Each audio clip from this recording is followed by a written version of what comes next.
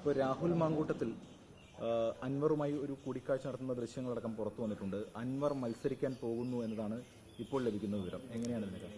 LDFനെ ബാധിക്കുന്ന പ്രശ്നമേ അല്ല.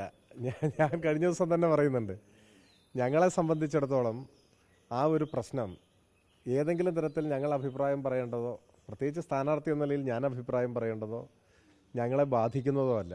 അത് UDFന് സംഭവിച്ച അനിവാര്യമായ ഒരു അപകടമാണ്. പലരും പറയുന്നത് മുൻ MLAയുടെ രാജി ഉൾപ്പെടെ കോൺഗ്രസ് നേതാക്കന്മാരുടെ പ്രേരണയും നിർബന്ധവും സ്വാധീനവും എല്ലാം ഉണ്ടായിരുന്നു എന്നാണ്. അത് അവരാണ് അതിനെക്കുറിച്ച് വിശദീകരിക്കുന്നത്. എന്തായാലും പുറമെ മാധ്യമങ്ങളോട് ഈ കാര്യത്തിൽ പല നിലപാടുകളും പറഞ്ഞ ശേഷം ക്യൂ നിന്ന് കാല് പിടിക്കുന്നു എന്നത് ഇപ്പോൾ മാധ്യമങ്ങൾ തന്നെ റിപ്പോർട്ട് ചെയ്യുകയാണ്. ഇനി ആരൊക്കെ അങ്ങനെ വന്ന് ക്യൂ നിന്ന് കാല് പിടിക്കും എന്ന് മാധ്യമങ്ങൾ ഒരുപക്ഷെ റിപ്പോർട്ട് ചെയ്യുമായിരിക്കും. അത് അവർ പരിഹരിക്കട്ടെ, അവരെ ബാധിക്കുന്ന പ്രശ്നമാണ്. ഞങ്ങൾക്കതിൽ ഒന്നും പറയാനില്ല. ഈ തർക്കം രൂക്ഷമായി നിൽക്കുമ്പോൾ ഈ രാത്രിയിലുള്ള സന്ദർശനത്തെ എങ്ങനെയാണ് കാണുന്നത് രാഹുൽ മാങ്കൂട്ടത്തിൽ? അതെ, ഓരോരുത്തരും അവരവരുടെ നിലവാരത്തിനനുസരിച്ചുള്ള രാഷ്ട്രീയ പ്രവർത്തനമാണ് നടത്തുക. അതിൽ നമുക്കെന്തെങ്കിലും അഭിപ്രായം പറയാൻ സാധിക്കില്ല. നമുക്കൊരു ആഗ്രഹവും വെച്ചു പുലർത്താനും കഴിയില്ല. ഓരോരുത്തരും അവരവർക്ക് ചേരുന്ന വിധത്തിലുള്ള രാഷ്ട്രീയ പ്രവർത്തനവും സംഘടനാ പ്രവർത്തനവും നടത്തിക്കൊണ്ടേയിരിക്കും. തൃണമൂൽ സ്ഥാനാർത്ഥിയായിട്ട് അൻവർ മത്സരിക്കുമെന്നുള്ള പ്രഖ്യാപനം വരികയാണ്. ഇന്ന് അതിൻ്റെ ഔദ്യോഗിക പ്രഖ്യാപനം വരും. ഡെറിക് ഒബ്രിയാനൊക്കെ ഇവിടേക്ക് എത്തുന്നു എന്നാണ് പറയുന്നത്. അൻവർ സ്ഥാനാർത്ഥിത്വം എങ്ങനെയാണ് കാണുന്നത്? ആർക്ക് വേണമെങ്കിലും തെരഞ്ഞെടുപ്പിൽ മത്സരിക്കാം. കേരളത്തിൽ വോട്ടുള്ള ആർക്കും നിയമസഭാ തെരഞ്ഞെടുപ്പിൽ മത്സരിക്കാം. നാളെ വരെ അതിന് അവകാശമുണ്ട്. അപ്പോൾ അദ്ദേഹം മത്സരിക്കാൻ തീരുമാനിച്ചാൽ നമുക്ക് അതിൽ പ്രത്യേകിച്ചൊരു അഭിപ്രായം പറയേണ്ട ആവശ്യമില്ല. അത് അദ്ദേഹത്തിൻ്റെ സ്വാതന്ത്ര്യമാണ്, അവകാശമാണ്.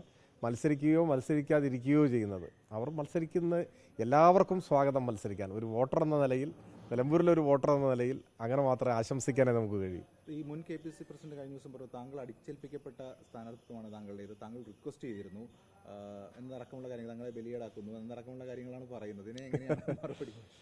സത്യത്തിൽ അങ്ങനെ പറയാൻ പാടില്ല. കാരണം എന്താ വെച്ച് കഴിഞ്ഞാൽ ചില ആരോപണങ്ങളും വിമർശനങ്ങളും ഒക്കെ ഉന്നയിക്കാം. പക്ഷെ ഞാൻ റിക്വസ്റ്റ് ചെയ്തു എന്നെങ്ങനെയാണ് പറയുക? അദ്ദേഹത്തോട് ഞാൻ റിക്വസ്റ്റ് ചെയ്തോ? നിങ്ങൾ പാർട്ടിയോടൊന്ന് പറയണം. അദ്ദേഹം വഴി ഞാൻ റിക്വസ്റ്റ് ചെയ്തു. ഞങ്ങളുടെ പാർട്ടിയിലെ രീതികൾ അദ്ദേഹം ഉൾപ്പെടെയുള്ള പലർക്കും അറിയില്ല. അതാണ് പ്രശ്നം.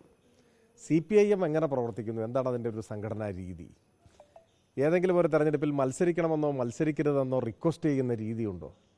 പ്രശ്നം കോൺഗ്രസ് പോലെയാണ് എല്ലാ പാർട്ടിയും ഒന്ന് ധരിച്ചു പോവുകയാണ്. ദയവായിട്ട് മുൻ KPCC പ്രസിഡൻ്റല്ലേ പറഞ്ഞു, അപ്പോൾ ദയവായി അദ്ദേഹം മനസ്സിലാക്കണം, എല്ലാവരും നിങ്ങളെപ്പോലെയല്ല. അദ്ദേഹത്തിന് അതിപ്പോൾ കുറേശ്ശെ മനസ്സിലായി വരുന്നുണ്ടെന്നാണ് തോന്നുന്നത്. അദ്ദേഹം ഒരു മാസം മുൻപ് പറഞ്ഞെന്തായിരുന്നു? അദ്ദേഹം KPCC പ്രസിഡന്റ് ആയി ചുമതല എടുക്കുമ്പോൾ പറഞ്ഞതെന്തായിരുന്നു? അതിനുശേഷം ഡൽഹിയിലേക്ക് ഇപ്പോൾ ഒടുവിൽ പോയി വന്നതിന് ശേഷം പറഞ്ഞതെന്താണ്?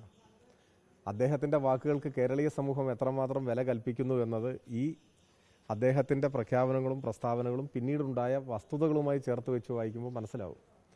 അപ്പോൾ അദ്ദേഹത്തോട് എനിക്കത് മാത്രമേ പറയാനുള്ളൂ. എല്ലാ പാർട്ടിയും കോൺഗ്രസ് പോലെയല്ല, എല്ലാ പാർട്ടിയിലെയും പ്രവർത്തകർ കോൺഗ്രസിനെ പോലെയും അല്ല. അപ്പോൾ അദ്ദേഹം കഴിയുമെങ്കിൽ ദയവായി CPIMൻ്റെ രീതികളൊക്കെ മനസ്സിലാക്കാൻ ശ്രമിക്കുക. അപ്പോൾ ഇത്തരം തെറ്റിദ്ധാരണകൾ മാറിക്കിട്ടും. അത്രയേ ഉള്ളൂ.